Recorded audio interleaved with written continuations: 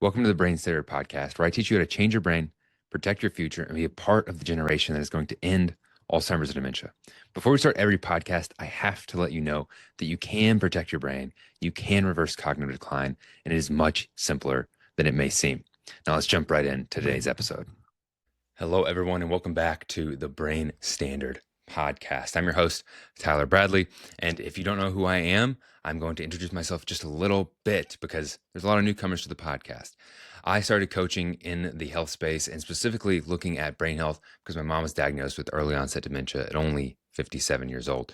So instead of, shaking my fist at the air and asking why, I decided to ask, okay, why did this actually happen? And once I started looking into that, I figured out so much that contributes to Alzheimer's, dementia, and protecting your brain. And so now I teach other people how to manage it for themselves. Today, if you read the title, you obviously know what we're going to talk about. We're talking about how chronic stress is physically damaging your brain and the daily habits that bring cortisol, which is a stress hormone, back under control. So jumping straight into cortisol, stress, and how it actually kind of functions within your brain health. Most people think of stress as like a feeling that they have. Maybe their chest is tight. Maybe it's anxiety. Maybe it's worry. Maybe they just have a lot going on, something emotional. Or maybe people just you might see stress as something that you just push through. You should just keep going and going and going. But I'm going to debunk a few of the reasons why we can't keep pushing through and why we need to manage it a little bit better. First and foremost, let's talk cortisol, because cortisol, I think, is a buzzword in today's health space. And many times it gets overused, in my opinion, when we talk about stress, because people say like, oh, your cortisol's too high. Your cortisol's too high. It's damaging your hormones. Cortisol is not inherently a bad thing. Cortisol is very necessary to help your circadian rhythm, your sleep cycle, help put you into the sympathetic and fight or flight system that you need day to day whenever you have very acute stressors going on. And that's the key. Acute stress is not bad for you. It's actually a good thing. Your body needs acute stress to kind of build and grow back. And cortisol being elevated isn't a bad thing either. You need that cortisol to be elevated and utilized properly for your hormones to function how they're supposed to function, for your sleep to function how it's supposed to function. But the really big issue is when it becomes chronic.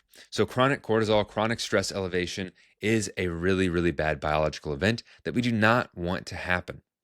Your brain pays a large contributing price whenever chronic cortisol cortisol is chronically elevated. When you experience stress in your body, it releases cortisol. In those short bursts, like I talked about, that's totally fine.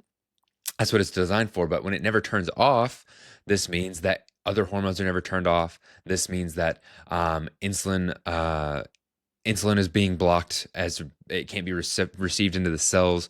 This means that there's chronic inflammation going on in your brain as your adrenal glands are trying to pump out cortisol and other hormones. And so we need to make sure that this chronic elevation of cortisol and stress is mitigated. Chronic high cortisol shrinks actual parts of your brain like the hippocampus, which is where your memory and learning is. And so when cortisol is chronically elevated, it's much harder to retain memories and learn new things.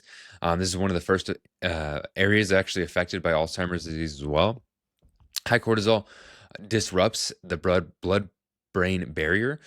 So if you have inflammatory molecules kind of floating around in your blood, they can enter your brain a lot easier when you're in a high stress state. It also allows for a immune response to happen when it's not supposed to happen. So cortisol also suppresses what's called BDNF, brain-derived neurotrophic factor, which is really important for growing new brain cells, helping your synapses form, helping your neurons, and it blocks that. We can't have that happening. Cortisol and cognitive decline are pretty strongly connected in the research. It consistently shows in the research that people with chronically elevated cortisol perform worse on multiple memory and cognitive function tests. And so we need to make sure that we're managing the cortisol to not accelerate brain aging. Brain fog, forgetfulness, difficulty concentrating, all symptoms of high cortisol. They're also symptoms of, this chronic elevation of stress and inflammation. They're also symptoms of a potential cognitive decline. And so we need to make sure no matter what is happening, if you're having those symptoms, you can manage them. We can't let them continue getting worse. You can't just write them off as aging. And we don't also want to push harder. And I'll talk about why in just a second. Let's talk about practical daily habits to lower cortisol, because you know you're stressed. I don't need to sit here and tell you how bad it is, because it's only going to make you more stressed. So what are some daily habits that you actually can do to lower cortisol? The good news, cortisol is highly responsive to lifestyle. I mean, that is 99% of the time the main thing we're going to be working on. You don't need medicine. You don't need some extreme protocol. You need consistency with the basic things. My favorite things that I help clients with in managing their cortisol response. First, morning light exposure, getting outside within 30 minutes of waking or just getting light into your eyes. You can also use a Lux lamp that's at least 10,000 lumens to at least help with this if you can't get outside in the mornings, is going to help your cortisol awakening response. And so this is going to regulate your cortisol in the mornings to increase at the time it is supposed to increase. Because in the mornings, it is supposed to be as elevated as it is throughout the day. And so we want to make sure that in the morning, you're naturally sending the signal to your body like, hey, it's time to go up. Now, some people wake up with already elevated cortisol. If that's the case, we're going to work on some different other things, but doing this, even in that case, is going to help melatonin production later in the day towards nighttime, which is going to inevitably help your system regulate melatonin and cortisol throughout and eventually help lead to this balanced increase and then drop throughout the day. Movement is also really, really important, but not super strenuous movement. We don't want to elevate your heart rate a ton. We want moderate exercise. This is going to help you lower your cortisol. Other than like overtraining, we don't want to do that. A daily walk is going to be your most powerful cortisol regulator that you have. You don't need to run. You don't need to necessarily get into an extreme, weightlifting phase. All you need to do is get out and move. This is going to help your blood flow, help blood flow to your brain. It's also going to help you de-stress, especially if you're getting out without your phone and you're getting in nature, like at a park or something. This is shown in study to drastically lower blood pressure, drastically increase your body's ability to process insulin and glucose, and manage your stress and cortisol response. And so getting outside, getting on a walk, especially as we're rolling around into spring and summer right now, and you need to make sure that that is happening. Breath work is another really, really easy lift that you can do to help manage your nervous system. This is kind of the main factor. People don't really understand why they're doing breath work.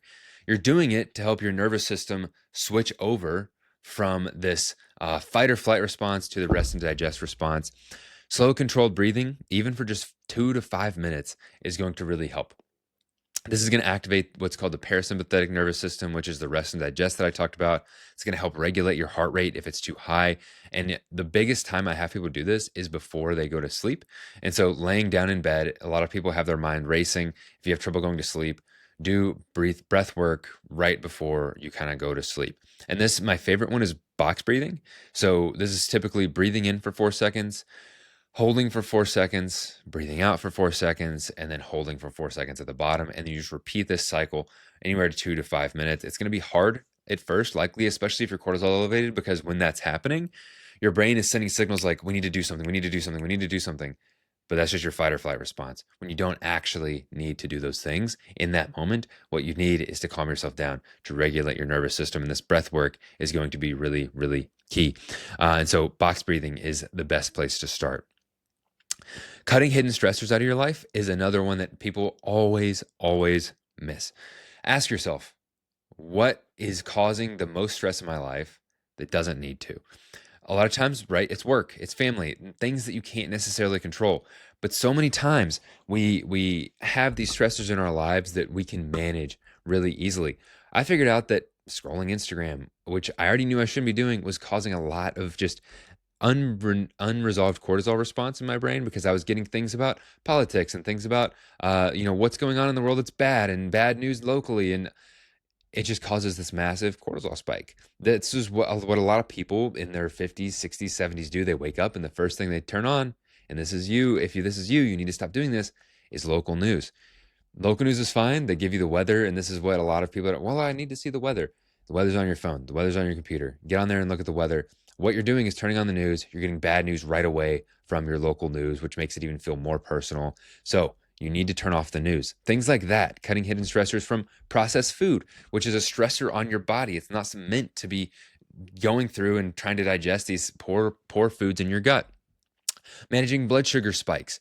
And again, going back to the processed foods, having the right macro profile and the right nutrients, alcohol, poor sleep, all are hidden stressors that you need to make sure that you're managing and cutting out of your life. So right now, a really easy homework tactic would be taking out a piece of paper, writing out, what are my hidden stressors? Is it processed foods? Is it that you have blood sugar dysregulation? You do, you're not managing it. Is it too much alcohol? Is it watching the news? Is it scrolling through your phone? Is it actual people in your life that you can cut out? You just have chosen not to. Is it doing things and saying yes to too many things that you know that you shouldn't be doing? Whatever it is, you need to cut it out because it's stressing you out. It's chronically increasing your cortisol. And this isn't to say that you need to cut out all the stressors. You need work. You need your family. Those things get stressful. It's just these hidden stressors that don't contribute anything to your life that you need to cut out. Social connection is another really meaningful way to lower your cortisol. Social connection is really, really good for your brain, for your health. That's why a lot of these blue zones over, like in Greece, they have a lot of social connection. They have these strong family ties, and they're always eating dinner together and not sitting around the TV. Instead, they're sitting at tables and talking. And we need to get rid of the loneliness and isolation, especially since 2020 when the pandemic hit. That's been super, super strong in our communities over the last few years. And so making sure that you're reaching out to friends, reaching out to family, have dinner, sit at the table, talk to people. And that is really going to help with your cortisol response as well. And then consistency over intensity. You don't need to do all of these at once. You need to be consistent over time. And this is what I help clients do, because so many people think they have to be perfect and go in and start doing every little thing. Their cortisol just gets more increased. Their stress just gets higher. None of these habits are going to be dramatic right away. All of them compound together. And the goal is to implement one at a time and be really intentional about implementing them together. Now, if you have pretty significant cognitive decline and you're really worried about that, I would say go for it. Like, you need to implement these things as quickly as possible and as effectively as possible. I'd say work with somebody. It doesn't even have to be me, but we need to make sure these are getting in there in a way that works for you. And consistency is key. It's not about doing all of them perfectly. It's about doing all of them over and over and over again. And if you miss something, just get back on it. That's going to help manage your cortisol as well, knowing that you don't have to do everything perfect. So that's everything with cortisol and stress. I hope that shed a little bit of light on, why we don't want to look at stress as a fully bad thing. We want to look at it as something that we need to manage and help mitigate as a chronic response. Some things that I didn't mention as we kind of part here, chronic elevated stress is going to impact your gut. If you have gut issues, we can also look at stress as managing that and then healing your gut. Stress is also going to impact your mood, impact your relationships. If you're on medication for anxiety and things, a lot of these factors and tactics and managing your food, I've had clients come off of anxiety medication because of that. All of these are so important and vital to your life, especially women going through perimenopause, menopause, and beyond. We need to make sure we're doing all of these things. Thank you so much for joining, and I will talk to you in the next one. This has been the Brain Standard Podcast, and I truly thank you for listening. I hope after listening to this episode, it might light a fire inside of you to really take charge and control of your brain's future. And if you found it useful, maybe share it with a friend, follow the podcast on whatever platform you're listening, and I'd really, really appreciate a 5-star review. And for more information, all you have to do is visit bradleyhealthcoaching.com. I have a couple of resources on there, or you can book a call with me and figure out how to take the next steps in taking care of your brain. Thanks so much again for listening, and I'll see you on the next episode.